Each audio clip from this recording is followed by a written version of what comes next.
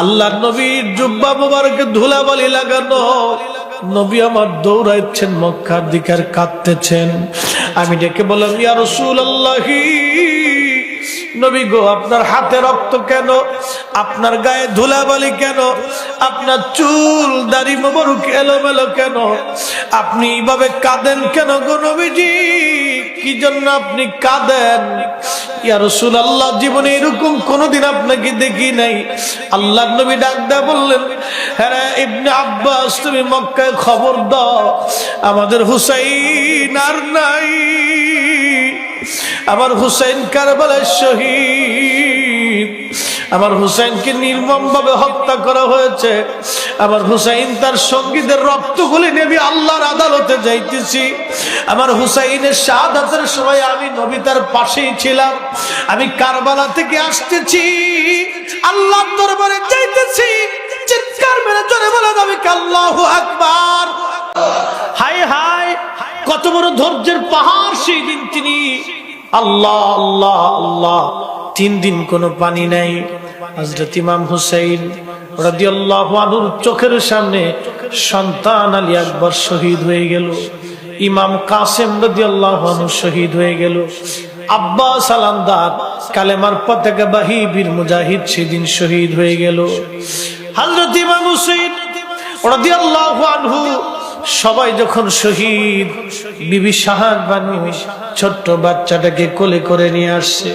স্বামীরে, ওদের দৃষ্টিতে আপনি অপরাধী হতে পারেন, কিন্তু আমার ছোট্ট বাচ্চাটা তো কোনো অপরাধ করে নাই। স্বামী আমার, আপনি একটু বাচ্চাটাকে কোলে করে নিয়ে যান। ছোট্ট বাচ্চার চেহারা দেখলে ওদের মনে বড় মায়া লাগতে পারে। সেই দিন বড় আশা নিয়ে আওলাদে রাসূল পানি পান করানোর জন্য ছোট্ট বাচ্চাকে নিয়েছিলেন। আহা, যারা জান্নাতের যুবকদের সর্দার, উনারা যদি জান্নাতের পানি চাইতেন, আমার আল্লাহ জান্নাত থেকে পানি পাঠাই দিতেন। না না না, ধৈর্যের বড় পাহাড় তিনি। এত বড় পাহাড় ধৈর্যের। নবীজি এই জন্য বলতেন, উম্মত, আমার উম্মতেরা তোমরা শোনো, আমার ইন্তেকালের পরে তোমরা 3টা জিনিস মেনে চলবে। 1 নম্বর কিতাবুল্লাহ, আল্লাহর কোরআন মেনে চলবে। 2 নম্বর আমি নবীর সুন্নাহ মেনে চলবে। 3 নম্বর ওয়াইত্তাতি আহলু বাইতি, আমি নবীর আহলে বায়াতকে তোমরা মেনে চলবে। তাদের অনুসরণ অনুকরণ তোমরা করবে। তাদের জীবন আদর্শ তোমাদের কলিজায় তোমরা মেনে নিবে। হ্যাঁ সাতক্ষীরার মুসলমান, কালীগঞ্জের বাবাজি, মা বোনেরা খুব মনোযোগ দিন। ছোট্ট বাচ্চাটাকে পাঠানো হলো, বাবার কোলের মধ্যে করে যান। স্বামী হে, ছোট্ট বাচ্চার চেহারা দেখলে ওদের মায়া লাগতে পারে। ইমাম হুসাইন ছোট্ট বাচ্চাটাকে সাথে করে নিয়ে গেলেন। আহা, কোলের মধ্যে তুলে ধরে 22,000 ইয়াজিদের সামনে দাঁড়িয়ে বললেন, ও ইয়াজিদের সৈন্যরা, তোমরা আমার ছোট্ট বাচ্চাটাকে একটু পানি পান করায় দাও। আমি জানি তোমাদের দৃষ্টিতে আমি তোমাদের দুশমন, কিন্তু আমার এই ছোট্ট বাচ্চাটা তো কোনো অপরাধ করে নাই। যদি বিশ্বাস না করো, আমার এই বাচ্চাটাকে তোমরা নিয়ে আমাকে একটু পানি পান করাও। এই বাচ্চাটাকে পানি পান করায় দাও। তোমরা ভাবতে পারো এই বাচ্চার পানি বুঝে আমি পান করব না। আমার ছোট্ট কলিজার টুকরাটাকে তোমরা নিয়ে যাও, ফরাত নদী থেকে তোমরা একটু পানি ওকে পান করাইয়া ওর কলিজা তোমরা ঠান্ডা করে দাও। দূর থেকে এক বেঈমান, আহা, সেদিন তারাও তো কালমা পড়নেওয়ালা ছিল। সেই দিনের মুসলমান তো তাহাজ্জুদ কাজা করতো না, তারাও তো নামাজ পড়নেওয়ালা ছিল। সেই দিনের জমানার মুসলমান দাড়ি চাচতো না, সব মুসলমান সেদিন দাড়িওয়ালাই ছিল।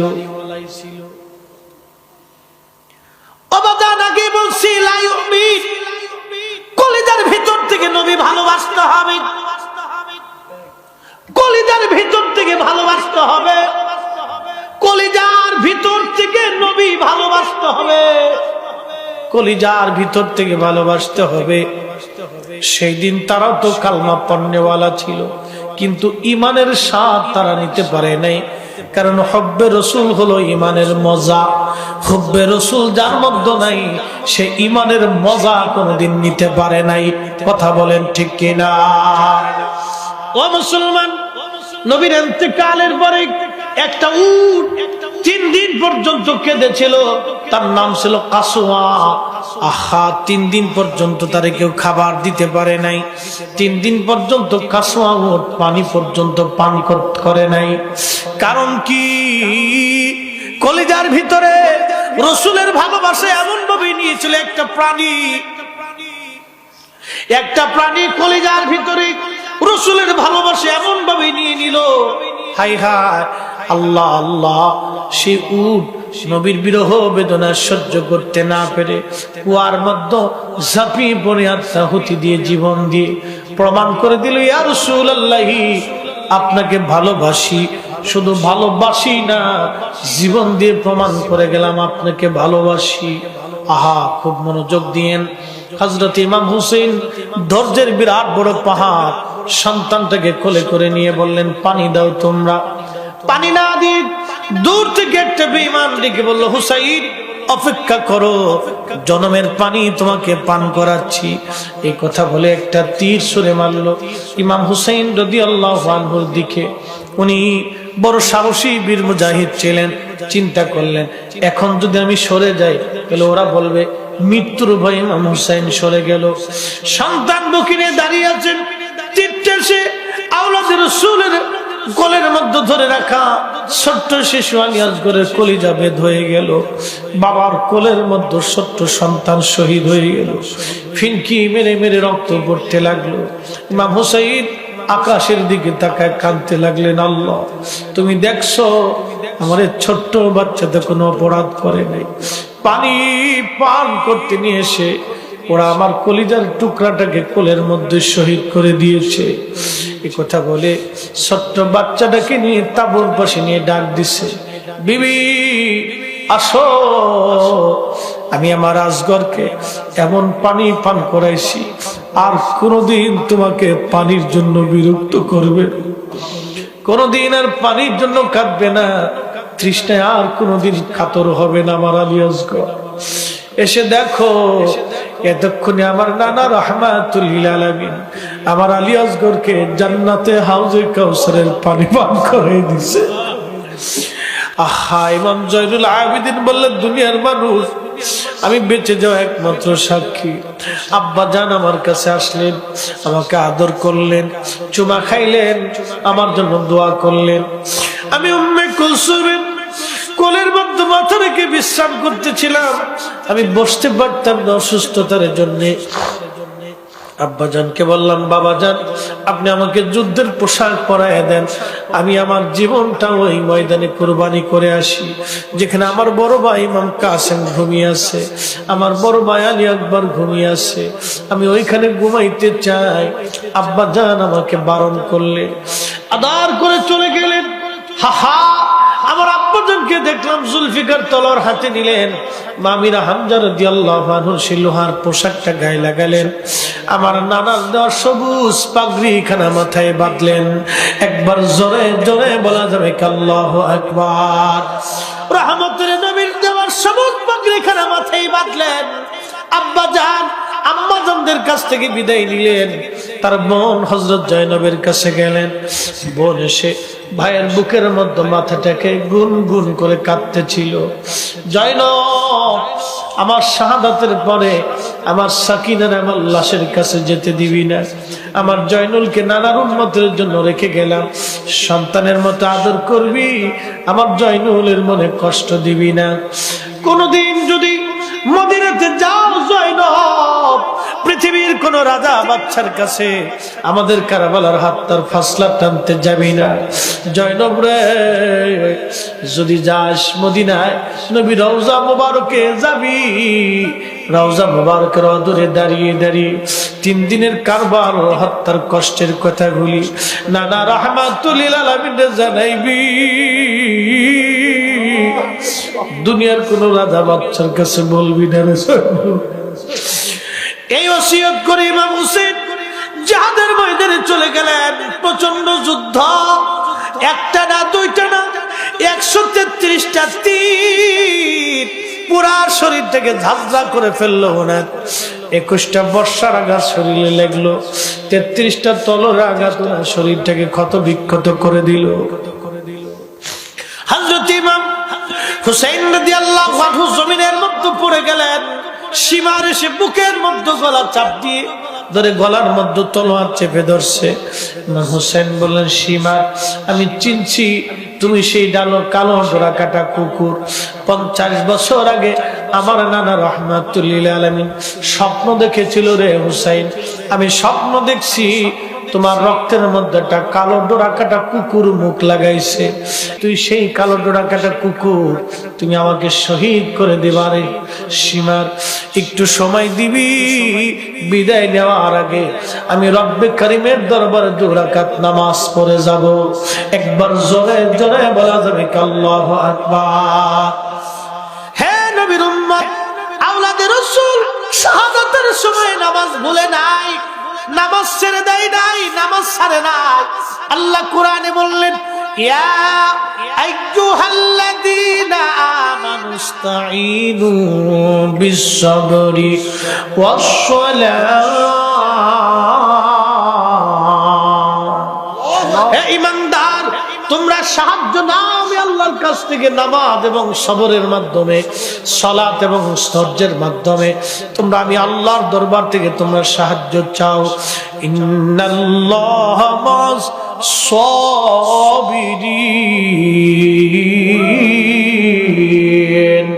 নিশ্চয় আমি আল্লাহ সবরকারীদের সাথে থাকি। একবার জোরে জোরে বলা যাবে কি সুবহানাল্লাহ।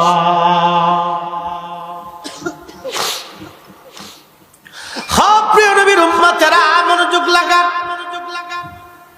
হযরত ইমাম হুসাইন রাদিয়াল্লাহু আনহু ডেকে বললেন, সীমা, আমি বুঝছি তুমি আমাকে শহীদ করবা, তবে 2 রাকাত নামাজের সুযোগ আমাকে করে দাও।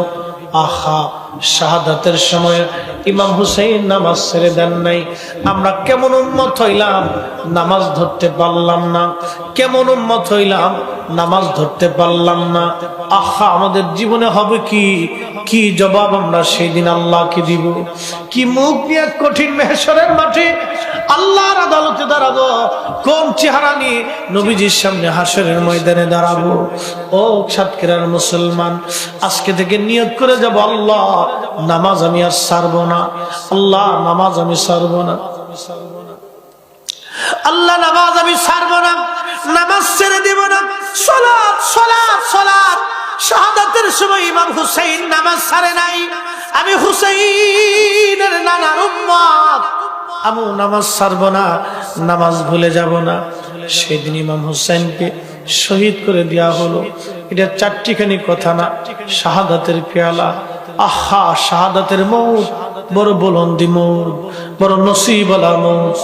হযরত ইমাম হুসাইন রাদিয়াল্লাহু আনহু দেহ মুবারক থেকে মাথা কেটে 2 খণ্ড করে আলাদা করে বর্ষার আগায় বিধাইয়া মাথা মুবারক বিদায় ওরা আনন্দ মিছিল করতে লাগলো।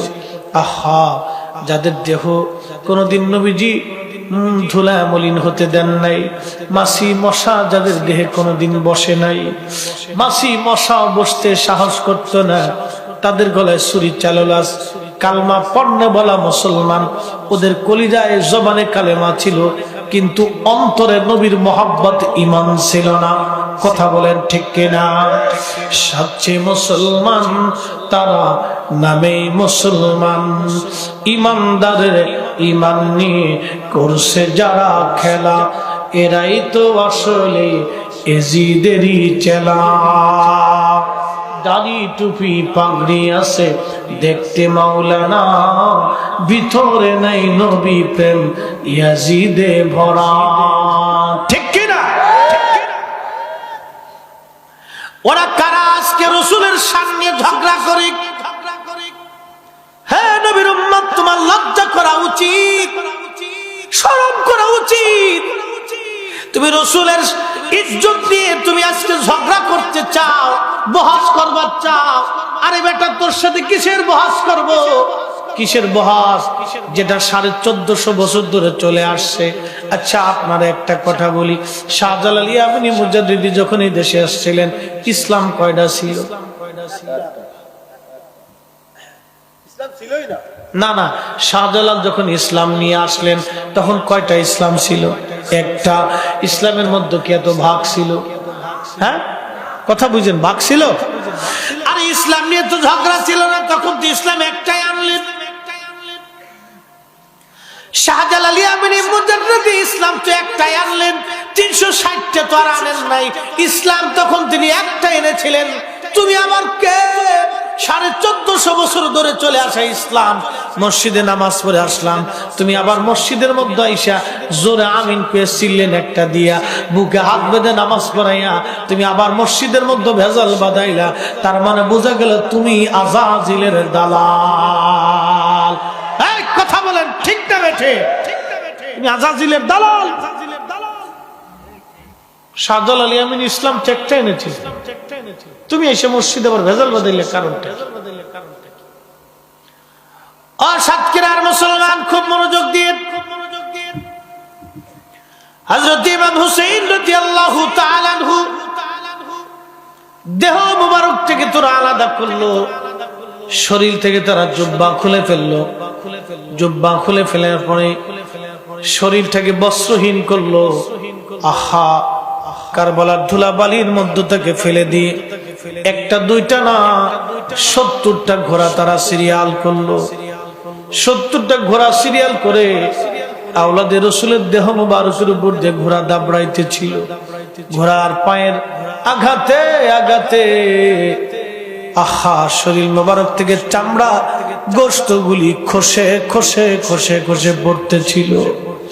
ও নবীর উম্মত, হযরত ইমাম হুসাইন রাদিয়াল্লাহু আনহু দলিত মলিত হচ্ছিলেন মরুভূমির মধ্যে। হযরত ইমাম হুসাইনের এই দৃশ্যখানা দেখে যায়নব রাদিয়াল্লাহু আনহা দৌড়াই গেলেন।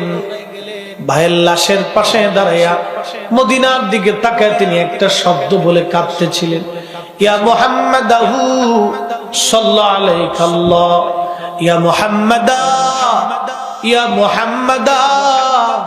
ও নানা, ও নানা, সাল্লাল্লাহু আলাইহি আল্লাহ, নানা তুমি দেখো তোমার হুসাইনের সঙ্গে তারা কেমন আচরণ করে।